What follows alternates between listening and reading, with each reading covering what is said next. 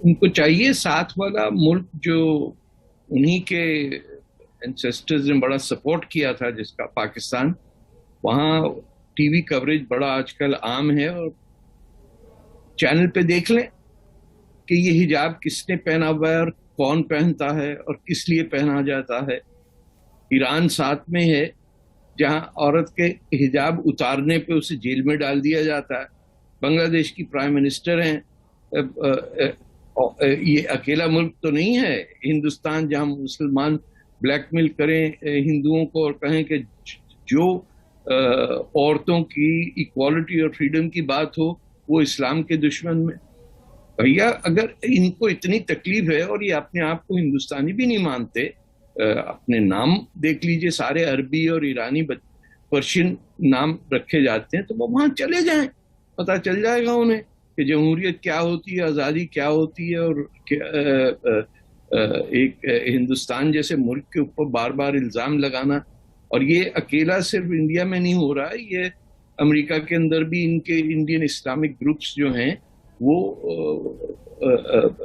India کے خلاف columns لکھوا رہے ہیں۔ ممبرز آف کانگریس مجھ سے جا کے ملتے ہیں۔ ابھی دیکھیے وہ آئی ہوئی تھی امریکن کانگریس وومن منیسوٹا سے، وہ پی او کے اندر دورہ بھی کر کے جا رہی ہیں۔ تو یہ انٹرنیشنل نیٹ ورک ہے اسلامزم کا، جو جماعت اسلامی اور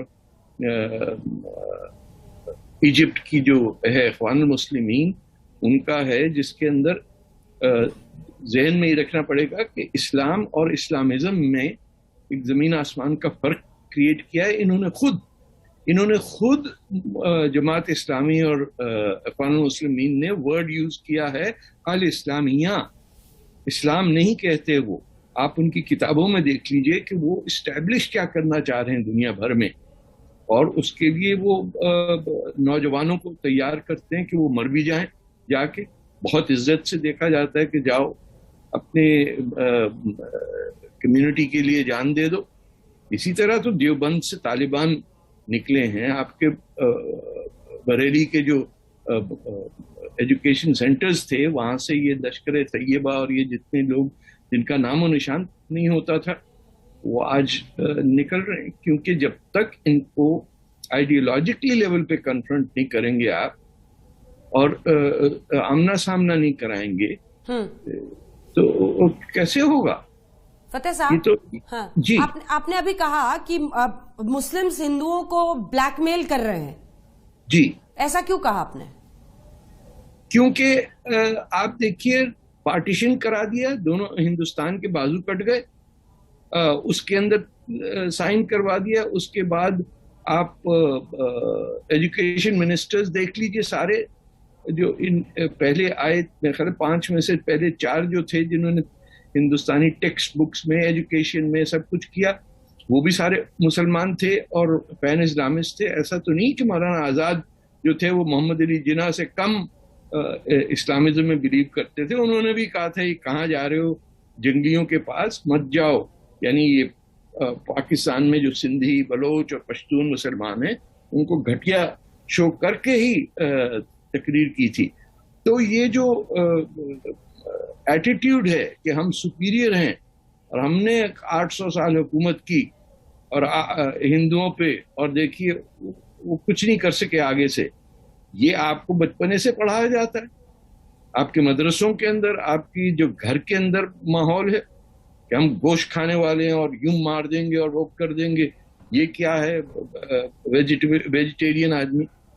اینٹی ہندوازم ایک انگریڈینٹ ہے ایک مسلمان بچے کی اپرائزنگ جو اس کی تربیت ہوتی ہے۔ یہود اور ہنود، یہ یعنی جو اور ہندو جو ہے وہ ہمارا دشمن ہے، یہ ہمیں پہلے سے بتایا جاتا ہے۔ چاہے ہندوستان بن گیا تو اب پاکستان بنا، پھر بنگلہ دیش بنا، اب انڈیا کے اندر بیٹھے ہوئے وہ دنیا بھر میں کہتے ہیں کہ ہندوستان جو ہے وہاں مسلمانوں کے ساتھ بڑی زیادتی ہو رہی۔ یونیفارم سول کوڈ، اب دیکھیں نا سر، یہ سرکار جو قدم اٹھا رہی ہے اس کو بھی، کیونکہ انوچھید 370 کو جموں کشمیر سے ہٹایا گیا، اس کو لے کر بوال ہوا۔ اب یونیفارم سول کوڈ پر اتر پردیش کے اپ مکھیہ منتری کیشو پرساد موریہ، دیش کے گرہ منتری امت شاہ نے کہا ہے کہ اب ہم यूनिफॉर्म सिविल कोड लाने की बिल्कुल तरफ होना बढ़ रहे चाहिए। हैं। भाई एक मुल्क तमाम है, पार्टियां एक साथ उसके खिलाफ खड़ी हो गई हैं फतेह साहब। कैसे खिलाफ हो गई हैं? या तो इलेक्शन लड़ें और जीत के बताएं हिंदुस्तान में नहीं रहना है तो चले जाएं वहां से, किसी ने रोका तो नहीं है। ट्रेनें पकड़े और पाकिस्तान चले जाएं, वहां आपको ठीक ठाक आपके मन के मुताबिक हर चीज मिलेगी। जूते पड़ेंगे, उसके बाद होश ठिकाने आ जाएंगे। यानी जहां आपको पनाह मिली मुसलमानों को, जहां भाग रहे थे यमन से और अरेबिया से और बगदाद से, और जिसने जहां जाना था, शियाओं को जब जगह कहीं नहीं मिली तो हिंदुस्तान में पनाह मिली। मक्का से भागे हुए लोगों को सिंध में राजा दाहिर ने पनाह दी, अब वहां जाके आप उन्हीं को गाली दे रहे हैं। यूनिफॉर्म सिविल कोड लाना अच्छा कदम रहेगा, क्यों? बिल्कुल, ये इस यूनिफॉर्म सिविल कोड के बगैर हिंदुस्तान एक मुल्क नहीं कहलाया जा सकता। आप एक कॉन्स्टिट्यूशनल डेमोक्रेसी और यू आर अ कंट्री। कोई जायदाद नहीं है किसी की कि बादशाह सलामत ने फरमा दिया ये होगा। यूनिफॉर्म सिविल कोड का मतलब हर हिंदुस्तानी बराबर है, कानून भी उसका बराबर है, और जिसको तंग बहुत ज्यादा तंग है उनको रोका नहीं है, वो चले जाएं जहां उन्हें जन्नत नसीब हो जाए। या सीरिया में या यमन से लोग भाग के इंडिया आ रहे हैं तो आप वापस चले जाइए। किसी ने थोड़ी रोका कि जब पनाह लेने आए थे आप हिंदुस्तान में, या जो जनूब के अंदर मॉनसून मुसलमान जिसे मैं कहता हूं, वहां आप नहीं देखेंगे ये सारा उन लोगों का है जो अपने बच्चों के नाम अब भी रखते हैं, तैमूर और बाबर और ये सब। आप देखिए बाबरी मस्जिद का केस में पुराना है, लेकिन कि किस साइड पे यहाँ पे मैं तो मेजर करता था कि भाई आपका बाबर से रिश्ता है या हिंदुस्तान से। अगर बाबर से है तो जाइए वापस, बाबर भी गया, आप भी जाइए, आप क्यों यहाँ बैठे हुए? तो मुसलमानों को जब तक ईमानदारी से, जो हमारा धर्म कहता है, मजहब कहता है कि सच बोलना लाजिम है हम पे, ये झूठ की गुलाटियां करके के सिविल कोड ले आए तो हमारा शरिया खत्म हो जाएगा। हाँ। अरे भाई तो शरिया के लिए हमारे जो सोशल प्रैक्टिसेस है, कल्चर है, उन सब पर डंडा होगा यूनिफॉर्म सिविल कोड। अरे उस कल्चर प्रैक्टिस से क्या कर लिया हमने? हमसे बकरा जिबा करने के 25,000 तरीके कर दिए, आपस में लड़ाई झगड़े, कादियानी अहमदियों को मारना, शियों को मारना। अभी अफगानिस्तान में कौन किससे लड़ रहा है? वहां के हिंदू बैठे हुए हैं। पाकिस्तान में शियों को जो मारा जाता है वहां को यहूदी आ गए। देखिए ये ब्लैकमेल जो है ये एक दिन खत्म होना चाहिए कि एक मुल्क है, कंट्री का कंसेप्ट, ये कोई चंद्रगुप्ता मौर्य का राज थोड़ी है। एक कॉन्स्टिट्यूशनल डेमोक्रेसी है जिसके तहत पूरे मुल्क के दानिशमंद, सियासतदान सब ने 1947 से काम शुरू किया कि एक मुल्क का एक कानून होगा।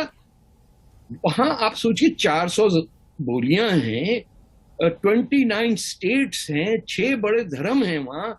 वहीं आपके लॉर्ड बुद्धा पैदा हुए, वहीं सिखिज्म पैदा हुआ, जैन, हिंदू, मुसलमान, कौन कौन नहीं रहता है वहां बैठ के। आप क्या सबके अलग अलग कानून बनाएंगे? ये जो कर्नाटक में हुआ, जो हाई कोर्ट ने कह दिया कि आप क्लासरूम के अंदर यूनिफॉर्म पहनेंगे, आपको वो भी मंजूर नहीं है। वो जो बच्ची जिसको बहुत दिखाया जाता है, शेरनी, वो जब आ रही थी मोटरसाइकिल पे, उसने क्रैश हेलमेट नहीं पहना था, उस कानून का उसे नहीं था।